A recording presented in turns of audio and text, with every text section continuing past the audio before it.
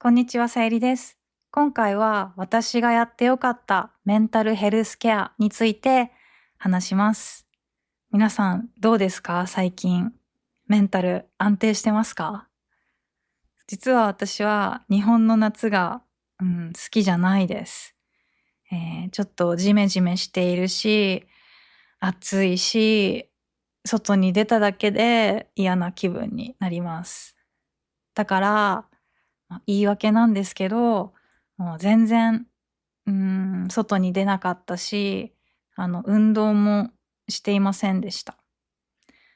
そしたら、やっぱり気分がね、落ち込み始めたり、なかなか眠れなかったり、夜中途中で起きたりすることもあるんですね。で、これは何とかしなきゃいけないと思って、自分の生活を見直して、今いろいろ、チャレンジしているところです。で、今回実際に私がやってみて、効果を感じた、やってよかったなと思うメンタルヘルスケアについて話していきます。まず大前提として、食事、睡眠、運動は大切だと言われていますよね。食事は食べること、睡眠は寝ること、運動は体を動かすこと、スポーツなどですね。これを聞いている人は皆さん知っていると思います。このポッドキャストでは、もう少し私がやってよかった具体的な例を話しますね。大きく分けて、5つあります。はい、1つ目。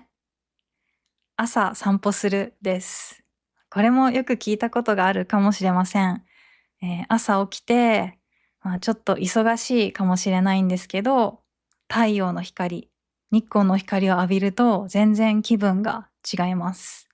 窓を開けて光を取り入れるでもいいと思うんですけど、個人的には実際に、外に出て光を浴びた方が、元気になった気がします。プラス少し、5分とか10分とか、小さな近所の公園を歩いたりすると、すごくリフレッシュできます。それで目も覚めるし、鳥も見れるし、花も見れるし、いいことずくめですね。ちょっと朝起きるの苦手とかハードル高いかもしれないんですけど、この朝の散歩、朝散歩をすることで全然気分が違ってくるので、5分でもいいからぜひ試してみてください。おすすめとしては、もうスマホを持っていかないとか、音楽も聴かない。もうぼーっとすることが大切かなと思います。自分の家の鍵だけ持って、近所だからどんな場所か知ってますよね。で、少しだけ歩く。そういうちょっとした朝の散歩はかなりおすすめです。二つ目は掃除です。掃除。嫌なことって思った人もいるかもしれません。家の掃除ですね。具体的には、普通の、掃除機、バキュームですね。掃除機をかけたりするのは、日常的な掃除だと思うんですけど、例えば窓の掃除は毎日しませんよね。窓を拭く。そうすると結構汚れてるんですよ。窓の掃除をすると、その汚れてるのを見るのが気持ちよかったです。あと、キッチンのオーブンとかに入っている板ありますよね。オーブン板っていうのかな。その、それってちょっと焦げていたりしませんか？黒い塊になっていたり、汚れていたりしませんか？それをきれいにするんです。で、自分が今持っている柔らかいスポンジだったら、なかなか汚れを落とすのが難しかったので、朝の散歩ついでに近くのドラッグストアに行って、そういうね、焦げに強い、その黒い、くっついてるのに強いスポンジを買って、その鉄板を、きれいにしたり、電子レンジの中を、きれいにしたりしました。もうすごく気持ちがいいです。で、やっぱり住んでいる場所って自分のメンタルにも影響すると思うんですね。だから、なるべく綺麗な状態を保ちたいと思っています。でもね、その人によって、その綺麗の許容範囲というか、許せる範囲、綺麗のレベルが違うと思うので、自分が心地いいと感じる、綺麗さを保てるといいと思います。ちょっとした窓掃除とか、冷蔵庫とか、レンジの掃除、ガスコンロの掃除、おすすめです。はい。では次3つ目。運動ですね。皆さん知っていると思います。運動はとてもメンタルヘルスにいいです。でも、ちょっと言い訳をしますね。日本の夏暑いし、ジョギングとかランニングもできないし、私が行っていたジムは自分の好きな時間に行けないことも多いし、なかなかね、ハードルが高かったんですよ。ちょっとコミュニティっぽいジムだったんですね。だから、日が空くと、1週間は大丈夫なんですけど、3週間とか行かないでいると、ちょっと気まずかったんですね。で、それで、なかなか行けずにいたんです。これは完全に、言い訳ですね。あと旅行も多いから、ジムの契約はちょっともったいないかなと思って、で、最近、プールにはまってます。水泳ですね。水泳にはまってます。近くに、公営のプールがあるんですよ。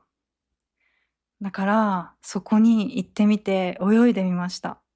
で、もともと私は泳ぐのが好きで、ちょっと得意かもしれません。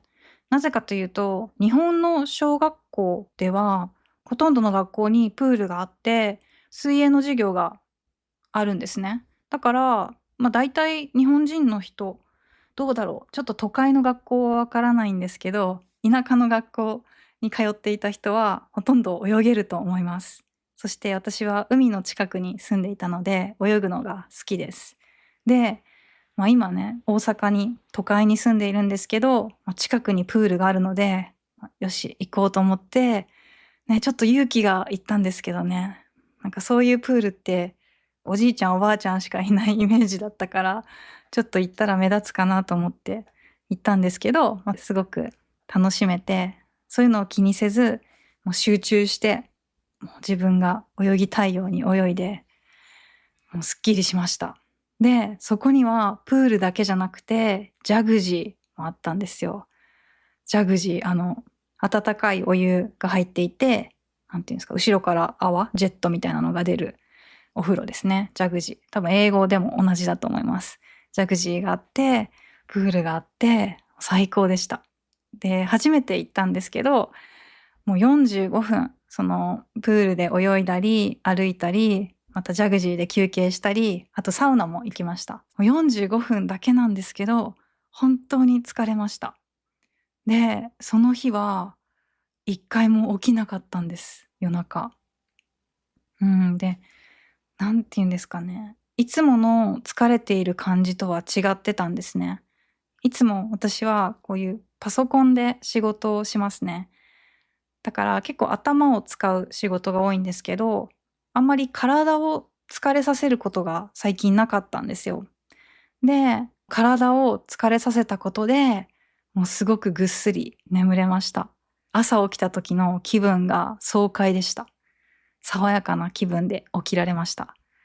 最近運動してないなっていう人は、自分の好きな、運動とか、もし近くにプールがあれば、プールで歩くのはとてもおすすめですよ。はい。ぜひ、運動をやってみてください。本当に良かったです。4つ目は、人と話すです。うん。私は普段、家で働いていますね。うん。101のレッスンがあるんですけど、それは毎日じゃないです。それ以外だと、自分から外に出ないと話す機会がないんですよ。皆さんはどうですか？リモートワークとかしてる人だったら、同じような環境の人いるんじゃないですかね。で、そうなるとちょっと気分が落ち込みやすいです。うん。私は本当にリモートワークが大好きです。で、自分には合っていると思います。でもそれでもやっぱり、リアルな人と少し挨拶ぐらいでもいいから会わないと、ちょっとメンタルに良くないなと思います。で、特に私は一人暮らしなので、それがかなり大きいです。で、この間、そのジムとか、そのプールに行ったんですね。でそうすると、結構ご高齢の、お年寄りの、おばあちゃんとかおじいちゃんがめちゃくちゃ元気なんですよ。ふらふらってちょっとめんどくさいなみたいな感じで言っても、ちょっとその人たちと話すとか、その人たちを見るだけでもエネルギーをもらえるんですね。だから人と会うことっていうのは、自然にエネルギーを交換しているんだなと思いました。皆さんも経験ありませんか？ちょっと鬱っぽい人、鬱っていうのはディプレッションですね。鬱っぽい人とか、ちょっとネガティブな人とかとずっと一緒にいると、私たち自身も落ち込みませんか？スマホで YouTube とかニュースとか見てると、やっぱりそういう、ちょっと暗いニュースだったり、ネガティブな刺激を煽るようなことが多いと思うんですね。そうすると勝手にその負のエネルギー、ネガティブなエネルギーをもらってるのかなと思って、ちょっとスピリチュアルな考え方かもしれないんですけど、それを感じることがあったので、エネルギーがある人とか明るい人に会って、できたら挨拶したり話したりするのはとてもメンタルヘルスにいいんじゃないかなと思いました。うん。はい。で、最後、5つ目はちょっとした楽しみを持つようになりました。はい。そんなに大きなことではないんですけど、自分を満足させてあげられるようなことをしています。例えば私だと絵日記を書き始めました。絵日記。聞いたことありますか？ダイアリーとかジャーナルですね。日記を文字で書くこともあるんですけど、文字じゃなくて、それを絵にしています。うん。こういうスケッチブックに、本当に私は全然上手じゃないです。でも、なんか今日あったこととか思い出したり、その写真を見てじっくりそれを観察しながら書くのが楽しいです。うん。で、その日記とかこういう絵日記とかは誰かに見せるためのものではないですよね。だから本当に心から楽しめるなと思いました。なんか今の世の中って、私も含めてそうですけど、ソーシャルメディアとかで外に出すことを前提、自分の中じゃなくて、なんか外に出すことを、前提としてやっていることが多いと思うんですね。例えば、さっき言ったように絵を描くとかだと、絵を描いてインスタグラムに載せようとか、そういうのもいいと思うんですけど、私はそれをなんかシークレットにしたい、なんか自分だけのものにして、もしね、自信が出てきたり、それをシェアしたいと思ったらもちろんインスタとかに投稿したりしたいと思うんですけど、まずは、自分を満足させることに、集中したいなと思っています。なんかすごくね、楽しいんですよ。なんか小学生の頃、こういう絵日記を学校で書いたことがあります。例えば修学旅行、学校のみんなで行く、旅行ですね。私が小学生の頃は大阪、奈良、京都に行ったんですけど、その時なんか奈良の鹿の絵とかを描いて、ちょっとしたコメントを書いて、教室の後ろに貼っていたりしたんですよね。そういうなんか懐かしい思い出もあるし、実際にもう私はかなり大人ですけど、それをすることによって、何ですかね、本当に楽しい、楽しい。だから皆さんもぜひなんかそういう自分の内側を表現するちょっとした楽しみがあれば、メンタルヘルスケアになるのかなと思いました。はい。では今回5つの私のやってよかったメンタルヘルスケアについてお話ししました。皆さんはどんなことをしていますか？ぜひコメントなどで教えてください。はい。では今回も最後まで聞いてくれてありがとうございました。ではまた次のエピソードで。バイバーイ。この動画の提供はペンギンさんです。いつもありがとうございます。もっとこんな動画が見たいよっていう人は、私のウェブサイト、さゆりセイイング .com をチェックしてみてください。ペンギンさんになって一緒に日本語を学びましょう。